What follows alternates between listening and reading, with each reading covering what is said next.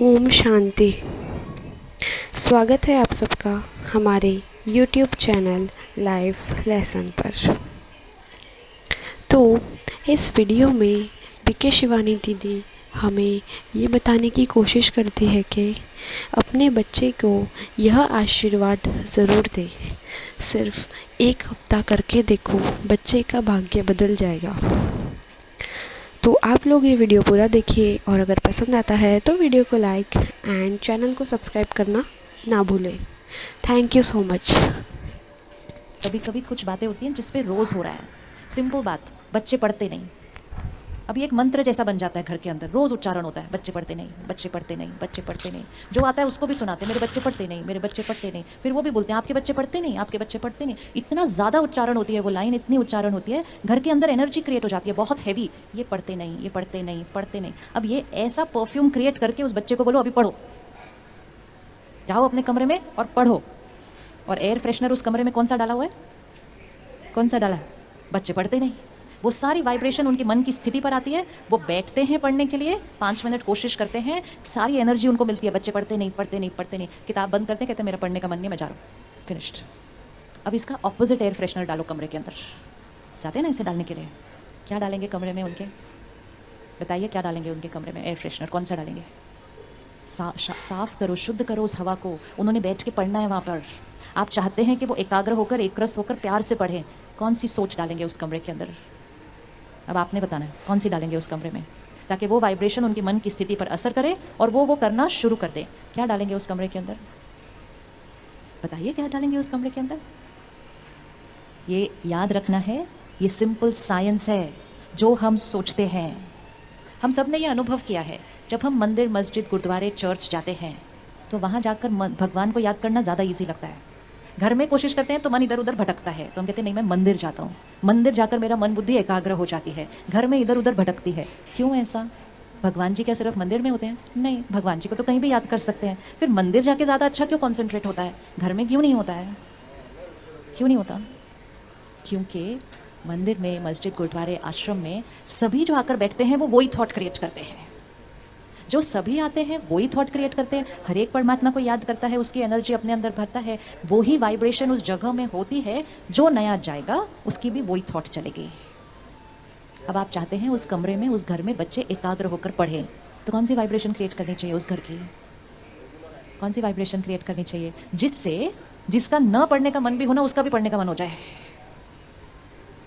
Power है हमारे पास इतनी पावर है कि जिसका पढ़ने का मन हो उसको भी डिस्टर्ब कर सकते हैं हम।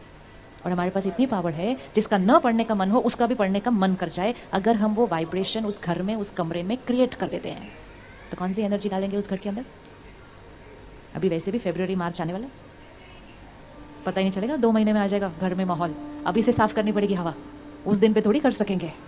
क्या वाइब्रेशन डालेंगे? रोज डालनी है अपने घर के अंदर। कौन सी एनर्जी डालेंगे? क्या बोलेंगे? एक थॉट बताइए जो घर में डालनी है। हाँ, तो वो पॉजिटिव थॉट, हमें अपनी सोच क्लियर होनी चाहिए कि इस परिस्थिति में, इस व्यक्ति के लिए मुझे कौन सी सोच क्रिएट करनी है। क्या बोलेंगे? बताइए ना, कितना इजी है। क्या बोलेंगे? पढ़ाई करें भी नहीं, क्योंकि करें मतलब नहीं कर रहे। इक्वेशन ध्यान से डालनी है। इनकी एकाग्रता शक्ति हाईएस्ट है, शक्तिशाली आत्मा है ये, powerful soul. Concentration power highest है, अपनी क्षमता से ज़्यादा पढ़ते हैं और सफलता इनके लिए निश्चित है। 4 लाइनें, ये दुआएं हैं, ये आशीर्वाद है, ये वरदान है, जिसके लिए हम दूर दूर अपने बच्चों को लेकर जाते हैं और संत महात्माओं के पास जाकर कहते हैं हमारे बच्चे को आशीर्वाद दो ना प्लीज़, उसका एग्ज़ाम है। वो तो आशीर्वाद दे देंगे, लेकिन घर आकर अगर हमने सारा दिन आशीर्वाद नहीं दिए तो उनका भाग्य हम बदल नहीं पाएंगे। आशीर्वाद में इतनी ताकत होती है कि सामने वाले के भाग्य को बदल सकती है। आशीर्वाद की शक्ति बदल सकती है, नहीं बदल सकती? बदल सकती है ना। हम क्या करते हैं, जब हमारा कोई इंपॉर्टेंट काम होता है हम अपने बड़ों से आशीर्वाद लेते हैं ना। फिर वो हमें क्या आशीर्वाद देते हैं? आपका कार्य सफल हो। हम उनका आशीर्वाद लेते हैं, अपने काम पे जाते हैं, काम करते हैं, काम हो जाता है, हम उनको आकर कहते हैं आपके आशीर्वाद से मेरा काम हो गया। बोलते नहीं बोलते? बोलते हैं। उनका आशीर्वाद हमारा काम नहीं करता एक्चुअली। उनका आशीर्वाद हमारे मन की स्थिति को ठीक कर देता है, और हमारे मन की स्थिति जो सही होती है वो जाकर काम करती है, काम हमारा ठीक हो जाता है। लेकिन हमारे मन की स्थिति किसकी वजह से ठीक हुई? उनके आशीर्वाद से। तो क्या हम अगले 3 महीने के लिए अपने घर में आशीर्वाद नहीं रेडिएट कर सकते?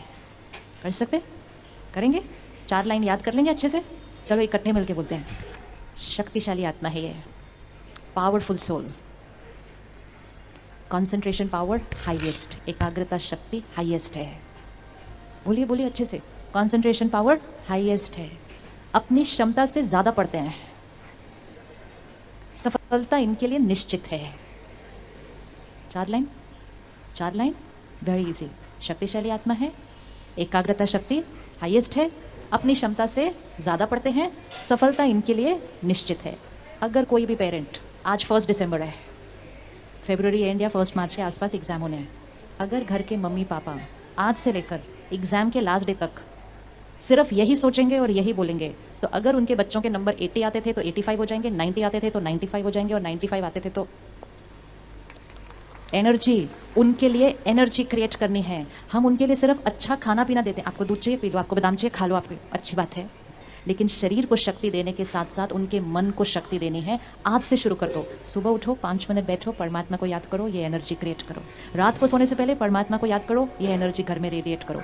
जब भी बच्चा याद आए, बच्चे का एग्जाम याद आए, 30 सेकंड रुको, ये एनर्जी क्रिएट करो, घर में रेडिएट करो। कोई और आकर भी बोले ओहो हो आपके बच्चे के एग्जाम है, बोलो फुल स्टॉप। ऐसे नहीं बोलते हम इस घर के अंदर।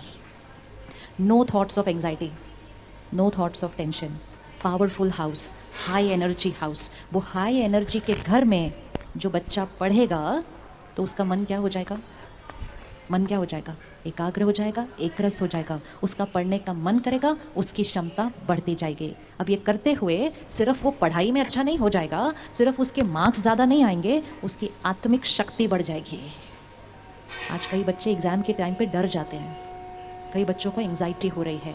हमने उनको बेस्ट स्कूल में भेजा, बेस्ट कोचिंग क्लासेस में भेजा, बेस्ट डाइट दी, अब हमें उनको बेस्ट एनर्जी देनी है। हमें अपने घर को हाई एनर्जी हाउसेस बनाना है। बनाने के लिए रेडी है ना? हाई एनर्जी हाउस बनाना है अपने घर को, ताकि हमारे घर में जो रह रहा है उसके मन की शक्ति क्लीन, पुरानी बातें डिलीट, एकाग्रता शक्ति हाईएस्ट। 1 दिसंबर से लेकर एग्ज़ाम के एंड तक हमारे घर में कोई आर्ग्यूमेंट नहीं होगी। रेडी? रेडी? कर सकते हैं हम? 2.5 महीने हमारे घर में कोई आर्ग्यूमेंट नहीं होगी। कौन कौन कर सकता है अपने बच्चों के एग्ज़ाम के लिए ये चीज़? वो पढ़ रहे हैं, हम दूसरा काम कर लेंगे उनके लिए। हो सकता है 2.5 महीने कोई आर्ग्यूमेंट नहीं होगी। यस, तो अगर कोई बात आए और करने का मन करे तो बोलेंगे मार्च में बात करते हैं, अभी नहीं। अपने जीवन में नियम रखने पड़ते हैं, मर्यादाएं रखनी पड़ती हैं, एक लक्ष्य देना है, इसके लिए हम करेंगे, और ये करते करते हमारे संस्कार बदल जाएंगे। और नहीं ध्यान रखो तो बच्चे को बोल देते हैं जाके पढ़ो, और खुद दूसरे कमरे में लड़ो, तो घर दूषित हो रहा है। दूषित घर में किसी की पढ़ाई नहीं हो सकती।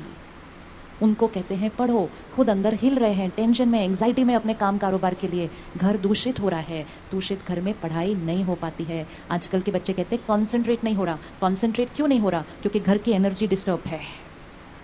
हम उनको कहते हैं कॉन्सेंट्रेट करो, वो कहते कॉन्सेंट्रेट नहीं होता। हम कहते कॉन्सेंट्रेट करो, कहते होता नहीं।